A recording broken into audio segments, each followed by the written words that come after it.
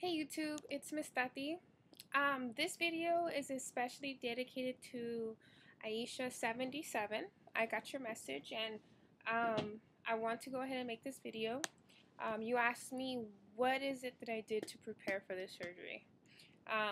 Other than the whole insurance authorizations and all that, I went ahead, I didn't do I know some surgeons require a orientation.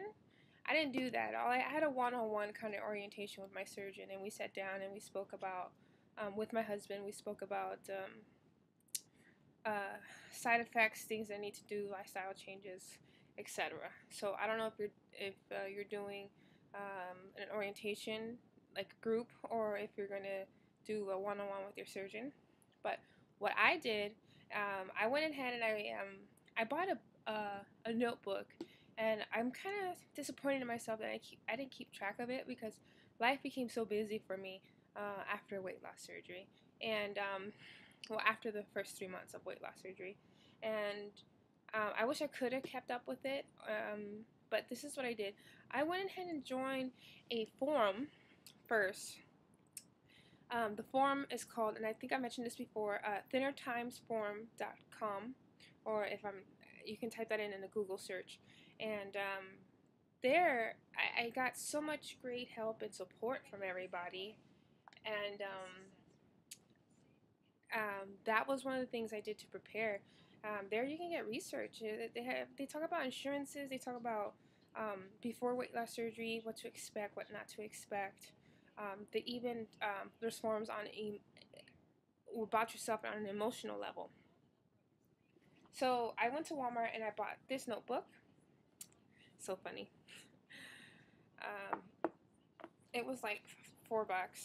It was really cute, and it was kind of funny because I'm getting gastric bypass and there's chocolate on the cover. But in this book, my first page, I marked it. My weight loss, 2009 December, 29th December of 2009. Okay, pre-op, December 30th, 9 a.m. Surgery date, January 7th, 2010 at 5:30 a.m. I went ahead and wrote that up there. Food list. I went ahead and wrote down my food for what I was going to be able to have after I got out the hospital, and I went ahead and bought those things. So my food list was sugar-free Jello, water bottles, chewable vitamins, and protein powder. So I wrote down right there. I wrote down what I need to take to the hospital. Cell phone, laptop, journal, sweatpants, socks, and chapstick because you were going to be really dry. So I also wrote down personal things I want to do before surgery: take pictures, every angle, take measurements. And then I started jotting down little things. So it says here on the 30th, I jot down went to pre-op, chest x-ray, lab work, directions and times given to me. And that's what I wrote. And I did that on the 30th of December. My starting weight, and I wrote this January 6, 2010. So that's me. Oh, I took a picture, and that's me, and I wrote starting weight, 295 pounds. My waist was 52 inches. My bust was 53 inches. My right and left arm were 16 to 17 inches. My right and left thigh were 28 to 29 inches, and my hips were 59 inches.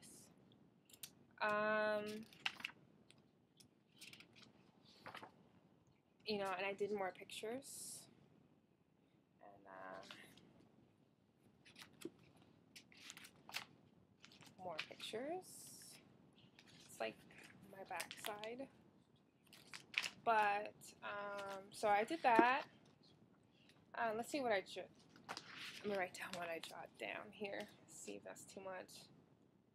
So on the 6th, I wrote here, it's past 3 a.m. the day before surgery. For the past few weeks, I've been feeling like I might die from this procedure. But according to statistics in my surgery track record, I should have a speedy recovery. I've been having trouble sleeping. That's why I'm up so early in the morning.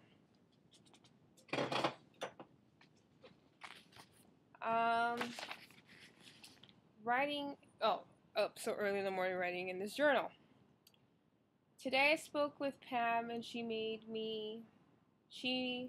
managed to convince me to take pre-op photos of myself, blah, blah, blah.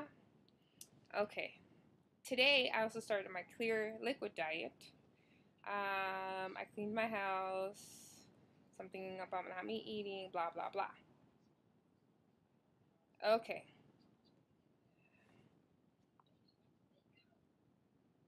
Okay, so it says here, it's almost midnight and I was supposed to stop drinking water at 11 p.m., but didn't because of my headaches. Oh, I had a headache.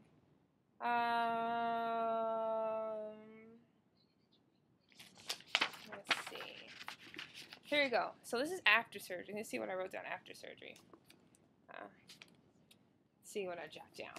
So first of all, I would like to state after I left the hospital at 3, I had to shop for a new diet. I got the Jello, and I got some sodium-free vitamin drink. Oh, there was this one drink they sold at Costco. I don't know the name of it, but it was a fruity drink, and it had every single vitamin in it. Like, it was taking a pill, but liquid.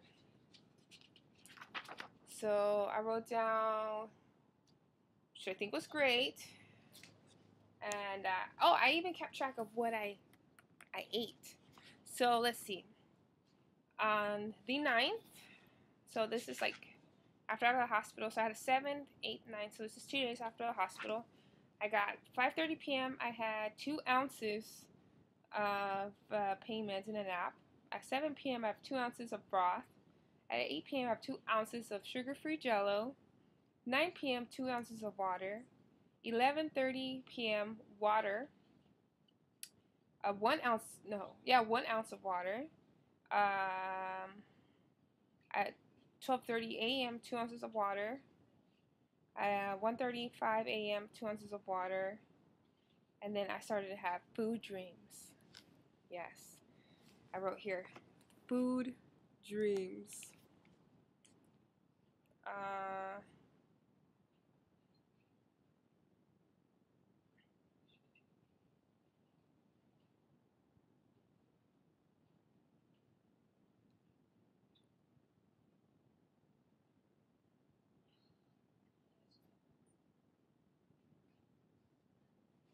Oh, and then in here I had a friend visit me at the hospital, and I put in her, forget what card she put in here for me.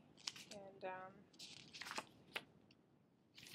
okay, yeah, see, on the 10th I was still doing 2 ounces, 3 ounces, 2 ounces, 3 ounces. So about every hour I was consuming 2 ounces of water or some kind of liquid for the first few days. I had pain, I guess. My first pains were on January 10th. But you see how it's nice to have this? Like right now I'm going through this and I don't even remember this, but I guess I did go through it because I wrote it down. And then after that I just didn't keep track of it because everything just started going so fast. But that's what I did in preparation of my surgery. I mean, I think that's the best way to go. It gives you a sense of what's really going on, and it helps out with everything, and it's good memories, and it lets you go back to think like, hey, I was only consuming 2 ounces of fluid every 2 hours. I mean, now I can eat way more. I still can't eat a full plate of food. I could still only eat half, and I had my surgery January 7th, 2010. It's been a year and 8 months. Um, and I still cannot eat a lot. I can't eat like a normal human being. I eat consistently like every 2 hours, but I cannot eat everything that's in front of me. If you have any more questions, feel free to hit me up on my inbox, and I'll respond to you. I'm gonna become a little bit more consistent with my videos. I say this all the time, but I'm gonna really try. I also I'm gonna do a little slideshow of before and after, um, because I think the last one I did was when I was 6 months, and since then there's really been a big change in me, not only physically, but I've changed emotionally, my way of thinking. And when I was bigger, I felt as if I was less, how would I say? I wasn't too clean of a person, but I wasn't too dirty either. But I mean, just like hygiene wise, like everything's completely changed. I remember when I was big, I didn't care. Like, I would shower whenever I wanted. I would have shit laying around everywhere. I didn't give a shit about anything. I was like, my hair, who cares? Who cares about how I look? Because, I get prejudged anyways as soon as I walk in the room and they see how big I am. But now it's just like, I can't go out without doing my hair. My house is always super clean. I've become OCD about that. I've become OCD about taking showers. There's times when I take 3 showers a day, and I always want to put on a new smell on my body. I always want to be fresh. And it comes with getting this new you. And another thing I want to talk about, kind of a little bit off subject, but I've been married for over 5 years now. My husband married me when I was big. He met me when I was 250 pounds. And he was with me.